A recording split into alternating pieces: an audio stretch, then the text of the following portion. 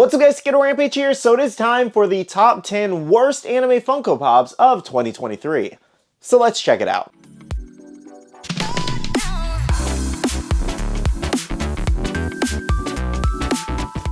Hey everyone, welcome back to another video. I hope you're having a wonderful day today. So with every year that does pass, we always do a top 10 worst and best for anime. And as you guys do know, there were many great ones in 2023. And with that, many bad ones as well. Now, as for my question of the day for today's video, it is going to be related to the topic, and that is, what do you think was the worst anime Funko Pop that Funko made last year? Let me know in the comments below. So first things first, we have our honorable mentions. So first up, we do have the Cart Titan here. So this is on the list purely because of its small size in the box. Its box to pop ratio was just terrible. It should have never been that small in that big box and them charging anywhere from $20 to $25 for it. Other than that, I think it's a great pop. I think it's ugly just like the Cart Titan is in the show, so I think it turned out perfect in the actual design. Just in my opinion, it needed to be slightly bigger. And granted, the Cart Titan is one of the smaller Titans, but still, it should not be human sized like the other pops. Now also from Attack on Titan, we did have Porco Galliard here. So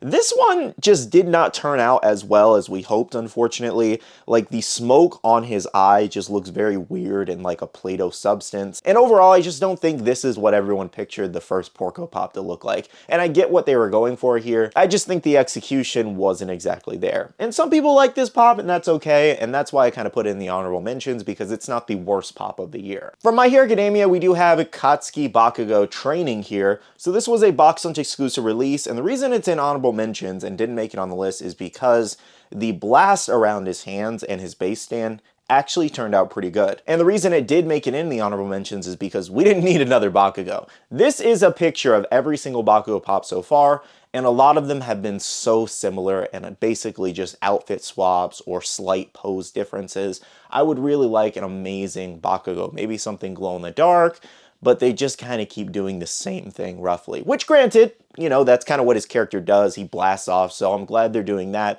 and not just like the regular one, like the original release. For Demon Slayer, there were actually a few that I could have thrown in here, but I think one of the more unreasonable ones was the 10-inch Rengoku here. This was a Target exclusive last year, and it just didn't need to be made. Like, there's a joke where Rengoku kind of gets bigger and bigger I was reading a comment about, but other than that, it's like, this makes no sense to make. And it literally couldn't even sell out on clearance, so this was just a waste of a pop in my opinion. And the final one here might be a little bit of a hot take, but I was talking to one of my mods in my Facebook group, and I kind of agreed here, and that was the Ginyu Force line. I am not saying at all that this is a bad line. I think they turned out amazing. Funko knocked it out of the park with the design. I just don't care for how many variations we got right off the bat. As soon as they dropped 3 different versions of this pop, including a glow one, the regular commons, and a 5-pack. In my opinion, if you were going to make it glow, we should have just gotten a 5-pack of them that glow in the dark. Even though it didn't even make any sense to make them glow because they should have had auras or something like that, these are characters that do not glow in the show. So yeah, I think a regular 5-pack would have been perfect for these. So yeah, that's why it's in the honorable mentions, just because the sheer amount that they produced right off the bat. So now this leads us into our top 10 list for 2023. So coming in at number 10, we do have Soba Mask Sanji, the chase there. So this one was supposed to be kind of like a translucent, invisible style chase, and it didn't really turn out that way. It ended up coming out very, like, I don't even know what to call it, but it looks very candle waxy, I guess. I fully understand what they were going for here, but the execution was just very poor on this one.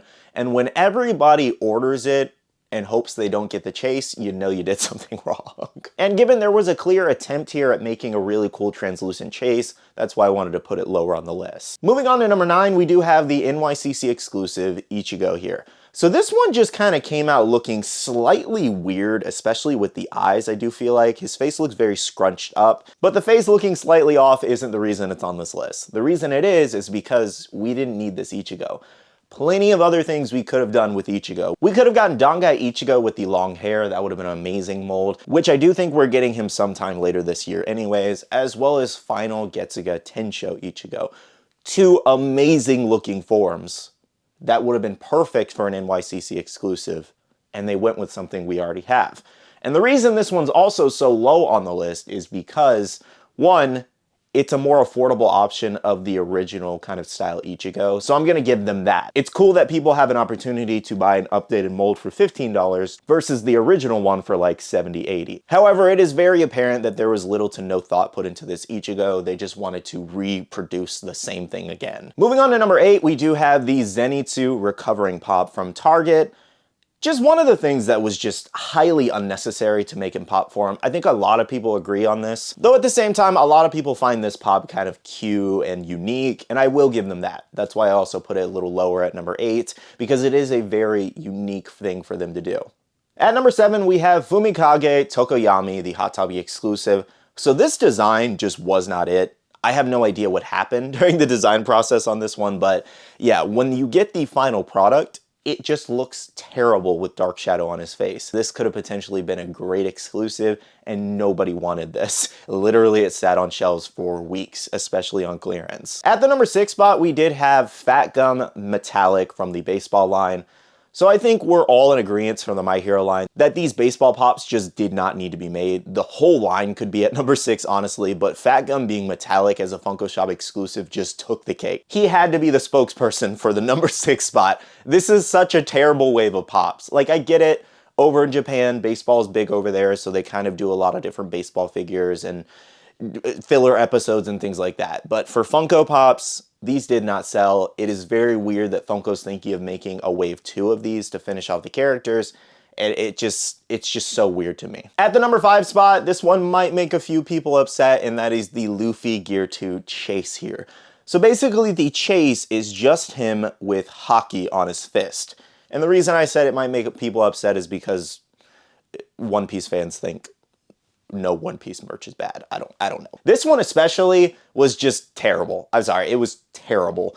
Literally, this barely even looks like Gear 2 Luffy. They got the pose right. I think that's all they got with him, because they don't have the pink skin, the smoke coming off of his skin, or steam, or whatever exactly it is. I think the saving grace, if they just wanted to do a hockey-infused fist, would have been to add the pinkish toned skin.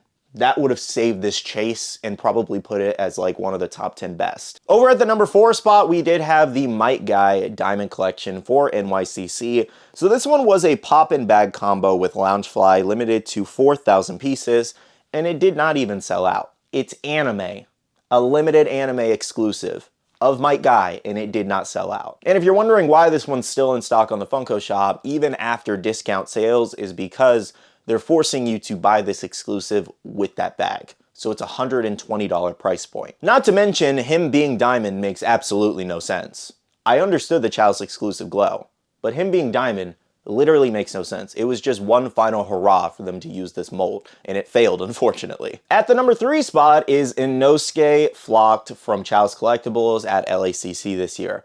So again, another one that just did not need to be produced. I get why it was made. It's flocked, they saw the opportunity of the original common, but to be a con exclusive was just so, ugh. We literally got nothing else for LACC other than this. And this just felt like a cash grab at Funko at this point. We already had a flocked Inosuke at Chalice Collectibles. And I love Chalice's exclusives. They usually have such amazing exclusives, but this one, I'm sorry, it just literally was not it. And unfortunately, I know a lot of the people over at Chalice, and they're all great people, so I'm so sorry, guys, but this one's just not good. However, there is something worse, and that's at the number 2 spot, which is the Aaron Crystal Pop and Tea bundle here.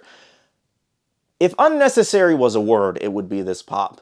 This never happened in the show, not once. He did his crystallized version in Titan form, but to try to recreate it in the regular pop, just to kind of use it for a third time, because we got a common, we got a metallic one, and then now this one of this same mold of kind of like adult Aaron, highly, highly unnecessary. Now, funny enough, I was actually going to put Aaron here at the number 1 spot, and him and Inosuke kind of battled it out, but I found something worse. And I didn't want to put these on the list because it's kind of like not fair technically because they're bigger pops. But anyways, at the number 1 spot, that does take the cake for 2023 are these anime Funko Pop moments. Genuinely just some of the worst things I've ever seen. And the 4 do include the Eren meets Reina moment from Attack on Titan. From Demon Slayer, we had the Temple Demon moment of Nezuko, the Demon, and Tanjiro. Then the really, really unfortunate Pain vs. Naruto moment, as well as the other Attack on Titan of Eren and Zeke there. if you look at all these pops, they're just looking at each other, man. They're just standing there like. The choices on these pop moments were just so poor. The one I was most excited about out of all of these was the Pain versus Naruto. And then when we saw the execution, it's like, what happened? You probably had 10 different moments to choose from that fight. And they somehow landed on them just looking at each other in the pop. And I'm like, what in the world happened there? That was potential pop of the year, and it was so massacred, it's insane. And not to mention the Attack on Titan ones. So many great opportunities from Attack on Titan. That Eren meets Reina, I don't even know what happened there. It just looks like exactly what it says, a meeting. It just looks like a business meeting between colleagues. Like, I don't know what they were going for there. Why didn't we have Eren transforming into a Titan somehow, or Reina transforming into the Armored Titan, something like that? That would have been phenomenal. And don't even get me started on the Demon Slayer Temple Demon moment that they can't even sell for $12 on Hot Topic. That is just such a poor choice. It's insane.